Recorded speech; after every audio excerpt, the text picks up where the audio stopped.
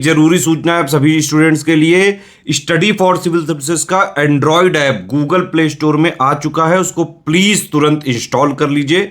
और अगर आप स्टडी फॉर सिविल सर्विसेज के सिर्फ ऐप से कोई भी कोर्स, कोई भी पीडीएफ परचेस करते हैं तो उसमें अप्लाई कूपन, अगर आप ज्ञान सर जो है आप उसमें अप्लाई करते हैं, ये कूपन कोड है, तो उसमें 20% फीस तुरंत माफ हो जाएगी। मतलब 20% डिस्काउंट तुरंत उसमें लग जाएगा। ज्ञान सर लिखना है, नॉर्मली ज्ञान सर, स्मॉल लेटर में है सब कुछ, कोई स्पेस नहीं, कोई कॉलम नहीं, सिर्फ ज्ञान सर, GYANSIR। इस तरह से अगर कूपन कोड लगाते हैं आप ऐप में बाई करने से पहले, जो अप्लाई कूपन वाले में आता है, तो 20% का डिस्काउंट तुरंत मिलेगा। वीडियो देखिए।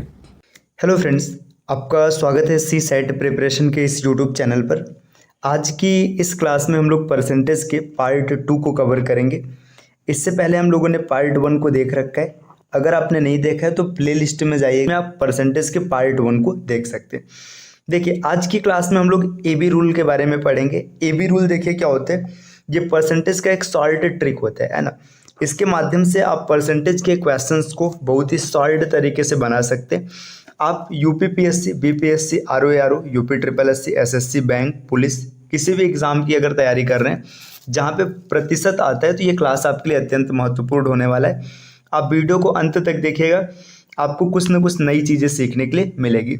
ये क्लास हम लोग एकदम 0 लेवल से स्टार्ट किए हैं और इसको हाईएस्ट लेवल तक लेकर जाएंगे। तो इसमें स्टार्ट की जो क्लासेस है ना, पहली, दूसरी, तीसरी, चौथी, इसमें हम लोग एकदम नॉर्मल स्टैंडर्ड के क्वेश्चन को करेंगे। अगर आपको ये क्वेश्चन आता है तो आप इन क्लासेस को स्किप कर सकते हैं। पहला क्वेश्चन दिया, यदि अमित की आय भानु की आय से 30% अधिक हो तो भानु की आय अमित की आय से कितने प्रतिशत कम है।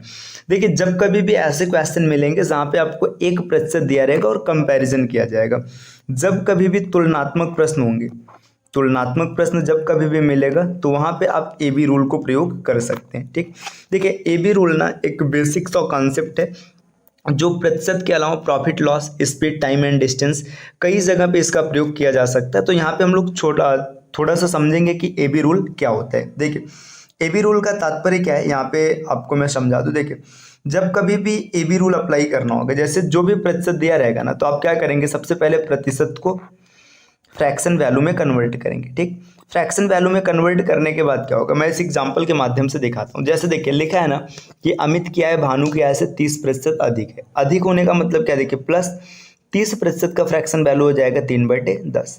ठीक, 3/10 हो गया।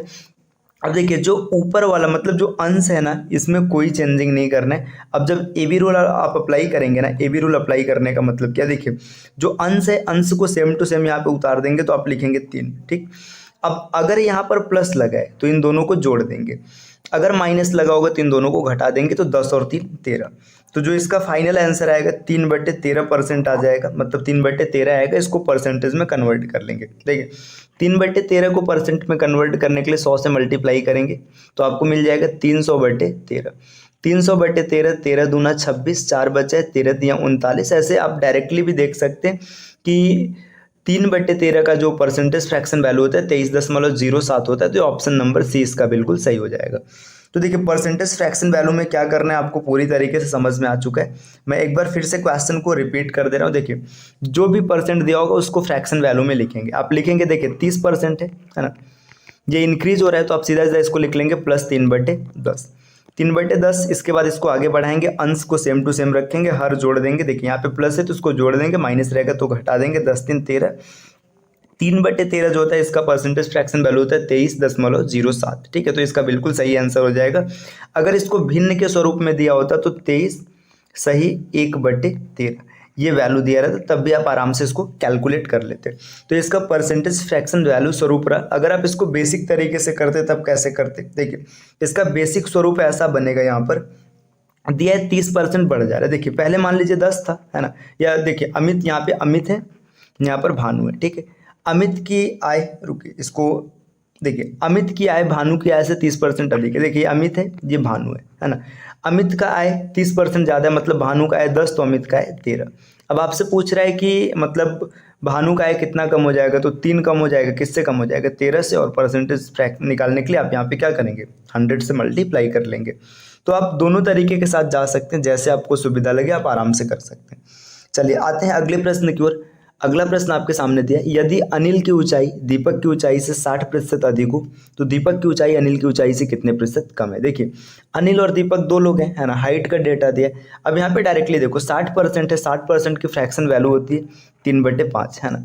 ये ज़्यादा की बात बोल रहा है, मतलब यहाँ पर प्लस लगाएंगे। अब सीधी सी बात है, आप इसको सॉल्व करेंगे तो आप देखिए 3 को सेम टू सेम लिखेंगे, 3 5 और 3 8, 3/8 जो होता है इसका परसेंटेज फ्रैक्शन वैल्यू अगर आप निकालेंगे तो 37.5 आ जाएगा। ठीक है, ये चीज़ें आप याद रख सकते हैं डायरेक्ट। बाकी कैलकुलेट करने के लिए क्या करेंगे, यहाँ पे 100 से मल्टीप्लाई करके सॉल्व करेंगे तो 37.5 ऑप्शन नंबर सी इसका बिल्कुल सही हो जाएगा। देखिए अगर आप इसको बेसिक तरीके से करते तो बेसिक तरीके से इसकी प्रवृत्ति कैसे बनती, आप इसको किस तरीके से हल करते। यहाँ पे आप डायरेक्ट लिखते, देखिए कौन है, अनिल हो गया और दीपक हो गया। देखिए अनिल की ऊंचाई दीपक से 60% ज़्यादा है, मतलब दीपक से ज़्यादा है तो दीपक को बेस मान लीजिएगा। देखिए 60% की परसेंटेज फ्रैक्शन वैल्यू 3/5 है ना। दीपक ओरिजिनल हो जाएगा 5 और अनिल का हाइट कितना हो जाएगा 8। ठीक, देखिए अब यहाँ पे पूछा जा रहा है ना कि अनिल की ऊंचाई दीपक से कितने प्रतिशत कम है, तो देखिए अनिल की ऊंचाई दीपक से कितने प्रतिशत, यहाँ पे मैंने उल्टा लिख दिया क्या, अनिल की ऊंचाई दीपक की ऊंचाई से इतना % अधिक है तो दीपक की ऊंचाई अनिल से कितनी कम है। तो देखिए दीपक की ऊंचाई कितनी कम है, 3 कम है, किससे कम है, 8 से कम है। आप कैलकुलेट करेंगे तो वही चीज़ मिल जाएगा। आते हैं अगले प्रश्न पर। अगला प्रश्न आपके सामने कुछ ऐसा है, देखिए यदि ए की आय बी से 20% कम हो तो बी की आय ए से कितने प्रतिशत अधिक है। देखिए यहाँ पर भी वही तरीका है, मैंने क्वेश्चन को बार बार एक ही वर्जन का लिया ताकि आप चीज़ों में एकदम एक्सपर्ट हो जाए। देखिए 20% कम दिया, अब तक चीज़ें ज़्यादा में दे रही थी, है ना, तो 20% की जो परसेंटेज फ्रैक्शन वैल्यू होती है कितनी होती है, आप लिखेंगे 1/5। लेकिन बात कम की जा रही है तो यहाँ पे माइनस लगेगा, है ना। अब देखिए अंश को सेम टू सेम रखना है तो अंश को आप रखेंगे 1। अब 5 में से 1 घटेगा, कितना आएगा, 4 आएगा। इसको कैलकुलेट करेंगे, 1/4 का परसेंटेज फ्रैक्शन वैल्यू होता है 25%। इसका बिल्कुल सही ऑप्शन हो जाएगा ऑप्शन नंबर बी, है ना। चलिए अगर आप इसको बेसिक तरीके से करते हो तो क्या तरीका होता है, देखिए यहाँ पे ए हो गया और यहाँ पर बी हो गया। ए की आय बी से कम है, मतलब बी की आय, देखिए बी की आय ओरिजिनल होगी तो 5 हो गई और ए की आय कितनी हो गई, 4 हो गई। अब आपसे पूछा जा रहा है ना कि ए की आय बी से कितने % ज़्यादा है, तो देखिए ए की आय 4 से 1 ज़्यादा है और परसेंटेज फ्रैक्शन वैल्यू निकालने के लिए 4 रखेंगे तो यहाँ पे इसका परसेंट निकालने के लिए 4 रखेंगे तो आपको मिल जाएगा 25%। तो आप चाहे ए बी मेथड से जाइए चाहे इस बेसिक तरीके से जाइए, आंसर आपको दोनों सेम मिलने वाला है। इसके अतिरिक्त आप एक्स मानकर भी करेंगे तो भी आपका आंसर वही मिलेगा, आंसर पे कोई फर्क नहीं पड़ेगा। चलिए आते हैं अगले प्रश्न पर। प्रश्न संख्या 6। प्रश्न संख्या 6 क्या है, देखिए किसी वस्तु के भाव में 20% वृद्धि होने पर उस वस्तु की खपत कितनी प्रतिशत कम की जाए जिससे खर्च न बढ़े। देखिए अब ये बोला जा रहा है ना कि वस्तु के दाम में 20% की वृद्धि हो गई, अब कितना उसके खर्च को कम कर दिया जाए, खपत को कम कर दिया जाए जिससे उसके खर्च में कोई परिवर्तन ना हो। तो देखिए सीधी सी बात है, आपको तुलना की बात किया जा रहा है ना। अब देखिए 20% है, 20% की परसेंटेज फ्रैक्शन वैल्यू कितनी है, 1/5 है। वृद्धि की बात है तो मतलब यहाँ पे प्लस करेंगे। देखिए अंश को सेम टू सेम रखेंगे, 1 5 और 1 हो जाएगा 6, 1/6 इसका परसेंटेज फ्रैक्शन वैल्यू होता है 16 सही 2/3%, या इसको जब सॉल्व करेंगे तो आपको मिलेगा 16.67%, है ना। तो इसका बिल्कुल सही आंसर हो जाएगा ऑप्शन नंबर बी। ठीक, तो इस क्वेश्चन को आप बेसिक तरीके के साथ भी कर सकते हैं। बेसिक तरीका मतलब आप देखिए यहाँ पे लिखेंगे, मान के चलिए ये पहली वाली स्थिति है और ये दूसरी वाली स्थिति, मतलब जो परिवर्तन के बाद हुआ है। तो देखिए पहले क्या था, पहले हमें नहीं पता है। देखिए मान लेते हैं कि 5 था, अब 5 से 1 बढ़ गया 6 हो गया। देखिए हमने 5 ही क्यों माना, 5 इसलिए माना क्योंकि 20% की परसेंटेज फ्रैक्शन वैल्यू 1/5 होती है। आप मानने के लिए कुछ भी मान लीजिए, कोई फर्क नहीं आएगा, आंसर आपका सेम आएगा। अब आपसे पूछा जा रहा है कि खपत कितने प्रतिशत कम किया जाए। अब मान के चलते ना, जब 5 रुपये का दाम था तो 6 रुपये का खपत था, अभी वापस से जब 6 हो गया तो खपत 5 हो गया। कितना कम किया गया, 1 कम किया गया। किस बेस पे किया गया, 6 बेस पर किया गया, है ना। तो यहाँ पे 1/6 आपका आंसर सेम मिलेगा। अच्छा देखिए अगर आपको ये नहीं समझ में आ रहा है कि यहाँ पे कौन सी वैल्यू रखनी, तो आप एक चीज़ याद रखना, जब कभी भी बात बढ़ाने की होगी, है ना, तो जो वैल्यू छोटी रहेगी आप उसको रखेंगे, ठीक। और जब कभी भी बात घटाने की होगी तो जो वैल्यू बड़ी रहेगी आप उसको रखेंगे। देखिए यहाँ पे कम की बात किया गया ना, जब कम की बात किया गया तो बड़ी वैल्यू हम लोगों ने 6 को लिया है, ठीक। बाकी ए बी रूल से आप डायरेक्ट भी समझ सकते हैं, कोई आपको दिक्कत नहीं आएगा। चलिए आते हैं अपने अगले प्रश्न पर। प्रश्न संख्या 7। यहाँ पर पूछा जा रहा है किसी वस्तु पर 10% कर कम कर देने पर कुल राजस्व अपरिवर्तित रहता है, वस्तु के उपयोग में कितने प्रतिशत की वृद्धि हुई है। ये प्रश्न का इंग्लिश वर्जन है, अगर आपको इंग्लिश में पढ़ना है तो आप देख सकते हैं। ठीक, देखिए वस्तु का जो टैक्स है ना, टैक्स को 10% कम कर दिया गया। अब आपसे पूछा जा रहा है कि जो इसका राजस्व है ना, राजस्व बिल्कुल परिवर्तित ही नहीं हुआ, तो बताइए कितना उपयोग बढ़ाया गया होगा। कोई दिक्कत नहीं, आपको तुलना का क्वेश्चन दिख रहा है, एक परसेंटेज दिख रहा है 10%, 10% की परसेंटेज फ्रैक्शन वैल्यू 1/10 है ना। अब देखिए राजस्व को कम किया गया तो यहाँ पे माइनस लगेगा।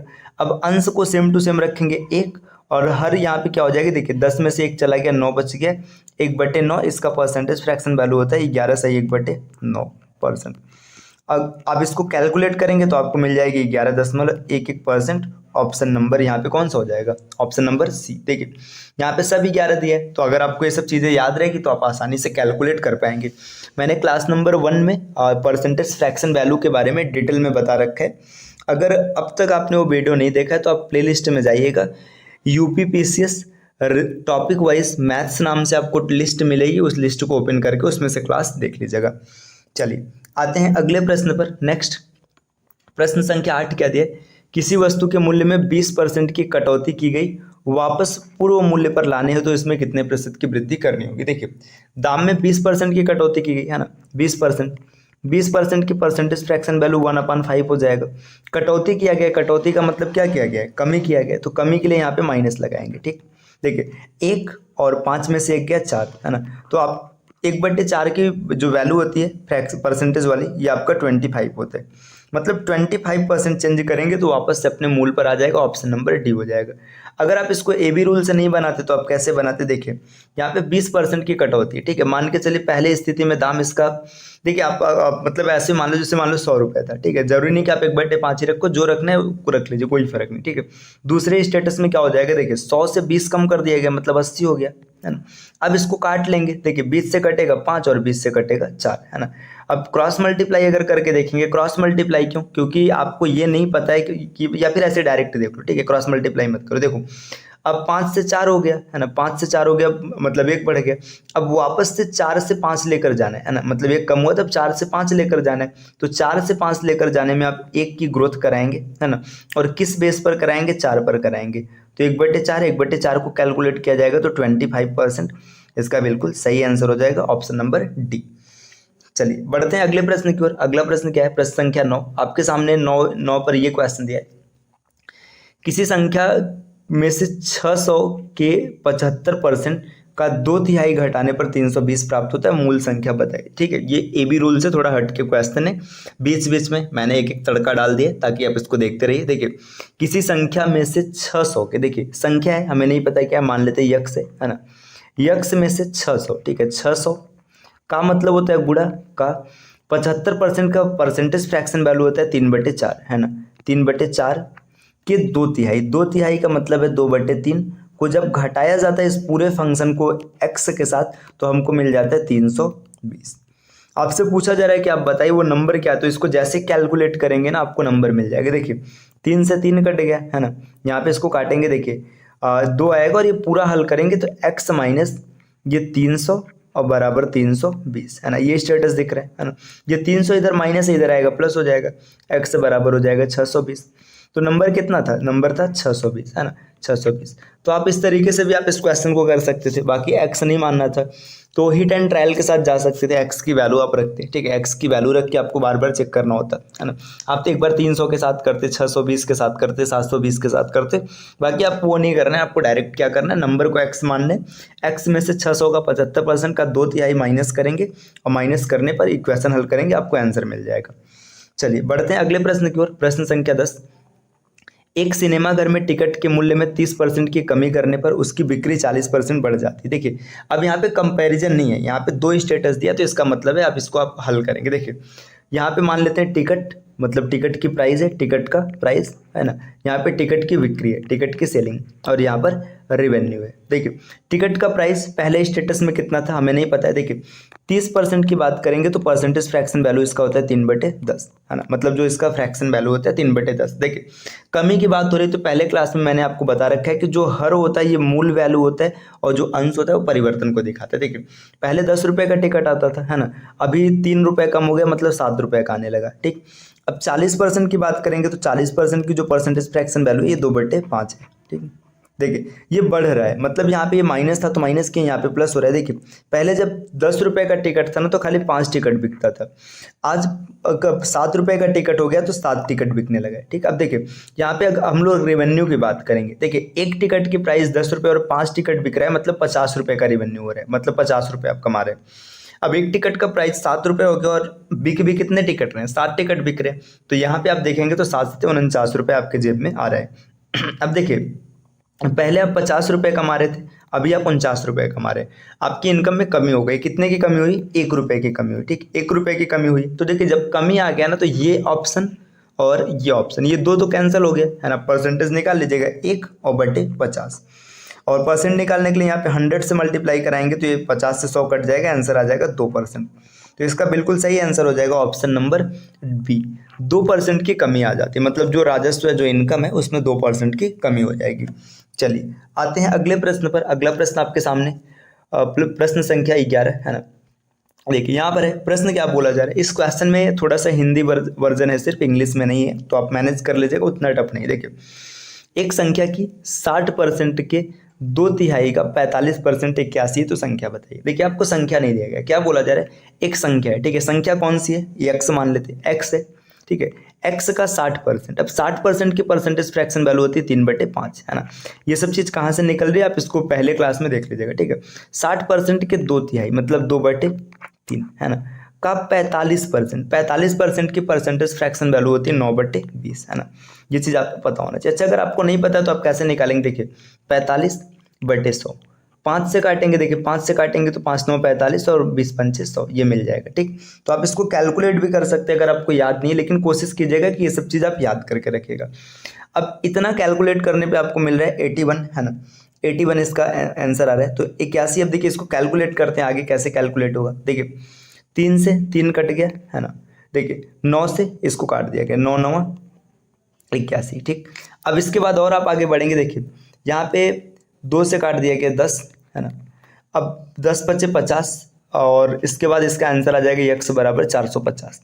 यहाँ पे ऐसा कोई ऑप्शन ही नहीं। एक बार फिर से चेक कर लेते हैं, कहीं कैलकुलेशन में मैं कोई मिस्टेक तो नहीं कर रहा हूँ। ठीक है, एक बार रुके चेक कर लेते हैं, है ना, इसके बाद कंफर्म हो जाएगा कि आंसर गलत है कि कैलकुलेशन। देखिए कोई संख्या है, नहीं पता है, संख्या मान लो x है, x का 60% मतलब 3/5 का 2/3, 2/3 मतलब 2/3 का 45% का मतलब है 9/20, है ना, इज इक्वल टू 81, है ना। इतना स्टेटस दिया गया। अब इसको कैलकुलेट अगर करेंगे, देखिए 9 से काटेंगे तो यहाँ पे डायरेक्ट 9 मिलेगा। ठीक, और आगे देख लेते, देखिए 3 से 3 कट जाएगा, है ना, इसके बाद इसको काटेंगे तो यहाँ पे 10 मिल जाएगा, और 10 बचे 50, x बराबर आ जाएगा 450, है ना। तो क्वेश्चन का जो आंसर है 450 आएगा। यहाँ पे जो ऑप्शन दिया गया इसमें से कोई ऑप्शन नहीं सही, मिसप्रिंट है। ठीक है, यहाँ पे मान लीजिएगा एक ऑप्शन में ई शामिल कर देता हूँ, 450, है ना। तो 450 इस क्वेश्चन का बिल्कुल सही आंसर होगा। यहाँ पे मूल उद्देश्य आपको ये दिखाना है कि इस प्रकार के प्रश्नों को कैसे टैकल किया जाता है।